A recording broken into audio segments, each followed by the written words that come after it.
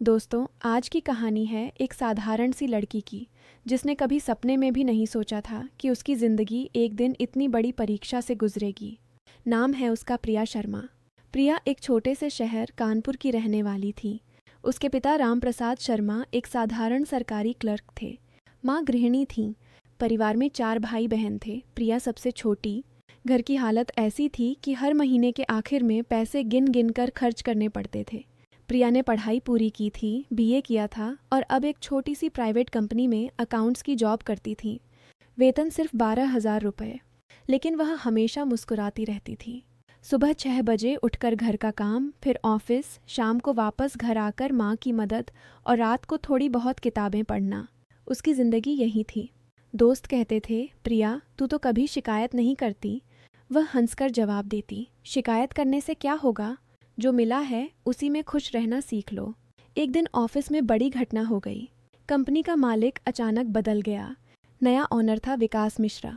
सिर्फ 28 साल का, लेकिन बहुत बड़ा बिजनेसमैन। दिल्ली, मुंबई, लखनऊ में कई फैक्ट्रियां और शॉपिंग मॉल्स। कानपुर में भी उसने नई ब्रांच खोली थी। जब वह पहली बार ऑफिस आया तो पूरा स्टाफ खड़ा हो गया। विकास ने सबको बैठने को कहा और सीधे काम की बात शुरू कर दी। प्रिया अपनी सीट पर चुपचाप काम कर रही थी। विकास जब उसके डेस्क के पास से गुजरा तो उसने देखा कि प्रिया के सामने एक पुराना कैलकुलेटर रखा है जिसके कुछ बटन काम नहीं कर रहे थे। विकास रुक गया। ये क्या हालत है कैलकुलेटर की? उसने पूछा। प्रिया ने सर उठाया। उसकी आंखें साफ और सीधी थीं। सर, ये पुराना है। कंपनी ने नया नहीं दिया अभी। मैं मैनेज कर लेती हूँ। विकास ने कुछ नहीं कहा, बस आगे बढ़ गया। लेकिन शाम को जब सब जा रहे थे उसने प्रिया को अपने केबिन में बुलाया। प्रिया, तुम्हारा काम अच्छा है, लेकिन टूल्स सही होने चाहिए। कल से नया लैपटॉप और कैलकुलेटर तुम्हारे डेस्क पर होगा। प्रिया ने सर झुकाकर धन्यवाद कहा और चली गई। अगले कुछ हफ्तों में विकास ने पूरा ऑफिस नया बना दिया, लेकिन सबसे ज़्यादा ध्यान उसने प्रिया के काम पर दिया। वह देखता कि प्रिया कितनी ईमानदारी से काम करती है। कभी लेट नहीं आती, कभी जल्दी नहीं जाती। गलती होने पर खुद मान लेती और सुधार लेती। एक दिन ऑफिस में बारिश हो रही थी। प्रिया के पास छाता नहीं था। वह भीगते हुए बस स्टॉप की तरफ जा रही थी। विकास अपनी गाड़ी में जा रहा था। उसने गाड़ी रोकी। प्रिया बैठो, मैं ड्रॉप कर दूंगा। प्रिया ने इनकार किया। नहीं सर, मैं बस पकड़ लूंगी। बारिश इतनी तेज़ है, बस भी नहीं आएगी। बैठो। आखिरकार प्रिया बैठ गई। रास्ते में विकास ने बात की। पूछा परिवार के बारे में, पढ़ाई के बारे में।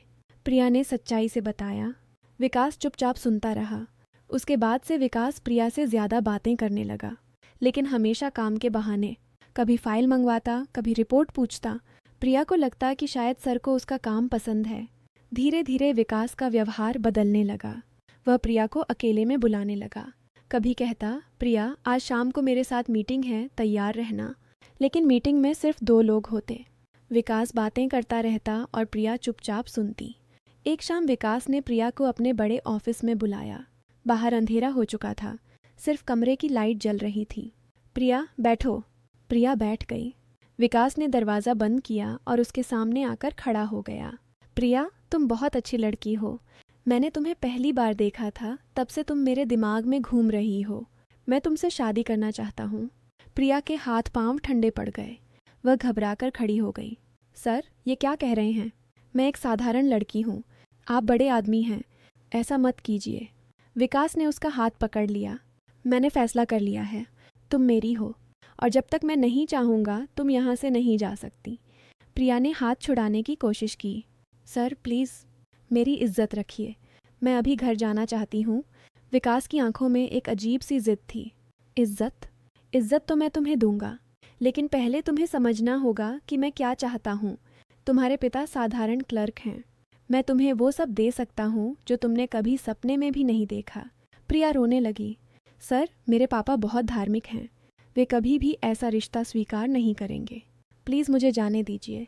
विकास ने मुस्कुराते हुए कहा, तुम्हारे पापा को मैं मनाऊंगा, लेकिन आज रात तुम यहीं रहोगी। प्रिया ने बहुत विरोध किया, रोई, गिड़गिड़ाई, लेकिन विकास ने एक नहीं सुनी। उस रात प्रिया पूरी तरह बेबस हो गई। विकास का जुनून और उसकी जिद दोनों बहुत तेज थे। प्रिया सिर्फ रोती रही। सुबह जब बाहर रोशनी हुई तो प्रिया की आंखें सूज गई थीं। वह उठकर बैठी तो विकास पहले ही तैयार हो चुका था। अब तुम मेरी हो प्रिया, याद रखना। प्रिया चुपचाप घर पहुंची। माँ ने पूछा, क्या हुआ बेटी, इतनी देर क्यों लगी? प्रिया ने झूठ बोल दिया, ऑफिस में काम ज़्यादा था, लेकिन अंदर से वह टूट चुकी थी। अगले दिन विकास ने प्रिया के पिता को फ़ोन किया। रामप्रसाद शर्मा बहुत खुश हुए कि इतना बड़ा आदमी उनकी बेटी से बात कर रहा है। विकास ने कहा कि वह प्रिया से शादी करना चाहता है। रामप्रसाद ने तुरंत हाँ कर दी। उन्होंने सोचा कि उनकी बेटी की किस्मत खुल गई। प्रिया जब घर आई तो पिता ने खुशी खुशी बताया, बेटी, विकास मिश्रा नाम का बहुत बड़ा आदमी है, उसने रिश्ता भेजा है। हम लोग बहुत खुशनसीब हैं। प्रिया के पैरों तले ज़मीन खिसक गई। वह कुछ बोल नहीं पाई। रात को वह रोते रोते सोई। शादी की तैयारियां तेज़ हो गईं। विकास ने सारा खर्च उठाया, बड़े बड़े मंडप, लाइटिंग, खाना। प्रिया के परिवार वालों को लगा कि स्वर्ग से कोई फरिश्ता आ गया है, लेकिन प्रिया जानती थी कि यह स्वर्ग नहीं, जेल है। शादी के दिन प्रिया मंडप में बैठी थी। विकास ने उसके माथे पर सिंदूर डाला। प्रिया की आंखों में आंसू थे, लेकिन कोई नहीं देख रहा था। सब खुशी मना रहे थे। विदाई के बाद जब प्रिया विकास के बड़े बंगले में पहुंची तो विकास ने दरवाज़ा बंद किया और कहा, अब तुम पूरी तरह मेरी हो प्रिया, कोई तुम्हें यहाँ से नहीं ले जा सकता। प्रिया ने कांपते स्वर में कहा, आपने मेरे पापा को धोखा दिया, आपने मुझे ज़बरदस्ती। विकास ने उसे बीच में रोका। धोखा नहीं, मैंने सिर्फ अपना हक लिया। तुम मेरी बीवी हो और बीवी पति का हक मानती है। उस रात फिर वही हुआ। प्रिया रोती रही, लेकिन विकास को कोई फर्क नहीं पड़ता था। वह कहता, रो मत, मैं तुम्हें राजकुमारी बना दूंगा। धीरे धीरे दिन गुजरने लगे। प्रिया बंगले में कैद जैसी जिंदगी जीने लगी। बाहर जाने की इजाज़त नहीं, फ़ोन भी सीमित। विकास रोज़ ऑफिस जाता और शाम को आकर अपनी मालकिन वाली जिद दिखाता। प्रिया अंदर से सूखती जा रही थी। एक दिन प्रिया ने हिम्मत करके कहा, मुझे अपने मायके जाने दो, माँ से मिलना है। विकास ने तीखे स्वर में कहा, नहीं, पहले तुम मुझे पूरी तरह अपना समझो, फिर सोचेंगे। प्रिया ने चुपचाप सह लिया, लेकिन उसके मन में एक तूफान उठ रहा था। 3 महीने बाद प्रिया को पता चला कि वह माँ बनने वाली है। जब उसने विकास को बताया तो विकास बहुत खुश हुआ। बहुत अच्छा, अब तुम कहीं नहीं जा सकती, मेरा बच्चा तुम्हारे पेट में है। प्रिया खुश नहीं थी, वह डर गई थी। अब तो और भी बंधन हो गए थे। धीरे धीरे प्रिया के पेट में बच्चा बड़ा होने लगा। विकास अब थोड़ा नरम पड़ने लगा था। वह प्रिया को अच्छा खाना लाता, डॉक्टर दिखाता, लेकिन फिर भी उसकी जिद बरकरार थी। एक रात प्रिया ने विकास से पूछा, आप मुझे इतना प्यार क्यों करते हैं, जबकि आप जानते हैं कि मैं खुश नहीं हूँ? विकास ने गहरी सांस ली। प्रिया, मैंने बचपन से बहुत कुछ देखा है। मेरे पिता बहुत सख्त थे, उन्होंने मुझे कभी प्यार नहीं दिया। जब मैंने तुम्हें देखा, तुम में वो सादगी दिखी जो मुझे कभी नहीं मिली। मैंने सोचा कि तुम्हें पाकर मैं वो सब पा लूँगा जो मुझे नहीं मिला, लेकिन तरीका गलत हो गया। प्रिया चुप रही। समय बीतता गया। 9 महीने पूरे होने वाले थे। प्रिया को प्रसव पीड़ा शुरू हुई। विकास उसे सबसे अच्छे अस्पताल ले गया। लंबी और मुश्किल डिलीवरी के बाद एक सुंदर बेटी पैदा हुई। जब नर्स ने बच्ची को प्रिया के पास रखा तो प्रिया की आंखों से आंसू बहने लगे। पहली बार उसे लगा कि अब उसके पास कोई अपना है। विकास भी बहुत खुश था। उसने बच्ची को गोद में लिया और कहा, मेरी राजकुमारी।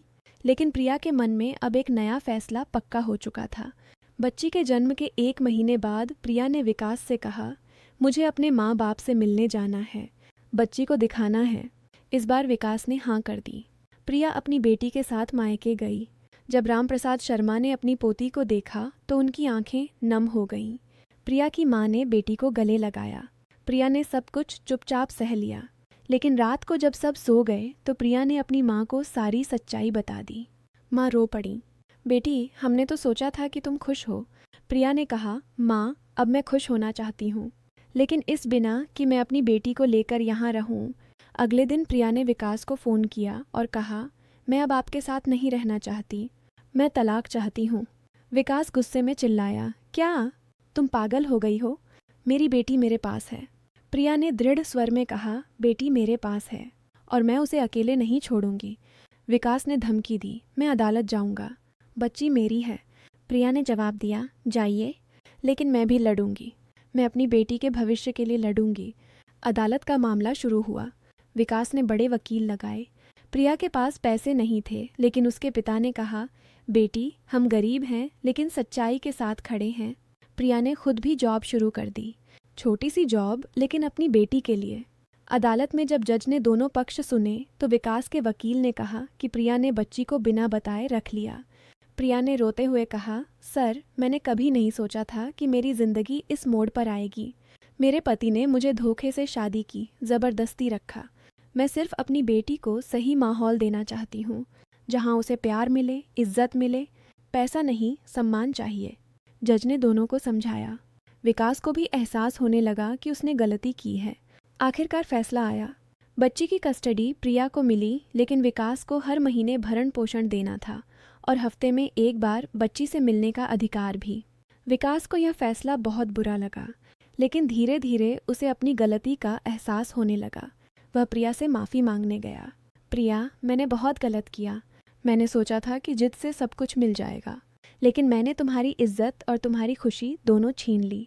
प्लीज़ मुझे एक मौका दो, मैं बदल जाऊंगा। प्रिया ने शांत स्वर में कहा, विकास, अब बहुत देर हो चुकी है। मैं अपनी बेटी को वो ज़िंदगी देना चाहती हूँ जिसमें कोई ज़बरदस्ती ना हो। तुम आ सकते हो अपनी बेटी से मिलने, लेकिन मेरे साथ नहीं। विकास ने सिर झुका लिया। समय बीतता गया। प्रिया ने अपनी बेटी का नाम रखा आशा। आशा बड़ी होने लगी। प्रिया ने उसे अच्छी पढ़ाई दिलवाई, खुद भी आगे पढ़ाई की और बेहतर जॉब पा ली। विकास हर हफ्ते आशा से मिलने आता। धीरे धीरे वह बदलने लगा। अब वह प्रिया से ज़बरदस्ती नहीं करता था, सिर्फ बेटी से प्यार करता। एक दिन आशा ने अपने पापा से पूछा, पापा, आप और मम्मी साथ क्यों नहीं रहते? विकास ने आंसू रोकते हुए कहा, बेटी, पापा ने बहुत बड़ी गलती की थी। मम्मी बहुत अच्छी हैं, उन्होंने तुम्हें बहुत प्यार दिया। आशा ने कहा, पापा, आप मम्मी से माफ़ी मांगिए ना। विकास ने मुस्कुराते हुए कहा, मैंने मांगी थी बेटी, लेकिन मम्मी ने कहा कि अब वो अपनी ज़िंदगी खुद बनाना चाहती हैं। प्रिया ने अपनी ज़िंदगी में कभी किसी से शिकायत नहीं की। वह अपनी बेटी को सिखाती, आशा, ज़िंदगी में सबसे बड़ी ताकत इज्जत और आत्मसम्मान है। पैसा आता जाता रहता है, लेकिन अपनी गरिमा कभी मत खोना। आशा बड़ी हुई तो बहुत समझदार बनी। उसने मेडिकल की पढ़ाई की और डॉक्टर बन गई। विकास अब पूरी तरह बदल चुका था। उसने अपनी कई कंपनियों में महिलाओं के लिए अच्छी नीतियां बनाई। वह प्रिया को दूर से देखता और मन ही मन कहता, तुमने मुझे इंसान बनाया प्रिया। प्रिया आज भी कानपुर में अपनी छोटी सी कोठी में रहती है। आशा उसके साथ है। कभी कभी विकास आता है, चाय पीता है, आशा से बातें करता है और चला जाता है।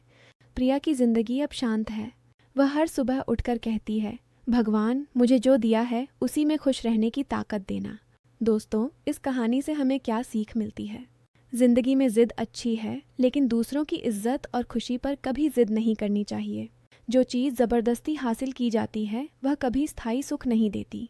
सच्चा प्यार सम्मान से शुरू होता है, ज़बरदस्ती से नहीं। अगर किसी को प्यार करना है तो उसकी मर्ज़ी से करो, उसकी खुशी को अपनी खुशी समझो। प्रिया जैसी औरतें समाज में बहुत हैं, जो चुपचाप सहती हैं लेकिन अपनी गरिमा के लिए लड़ती भी हैं। उन्हें सम्मान दो। और विकास जैसी गलती कभी मत करना, क्योंकि एक गलत फैसले से पूरे परिवार की ज़िंदगी प्रभावित हो जाती है। उम्मीद है आपको कहानी पसंद आई होगी। अगर पसंद आई तो लाइक ज़रूर करें, चैनल को सब्सक्राइब करें और बेल आइकन दबाएं ताकि अगली कहानी सबसे पहले आपको मिले।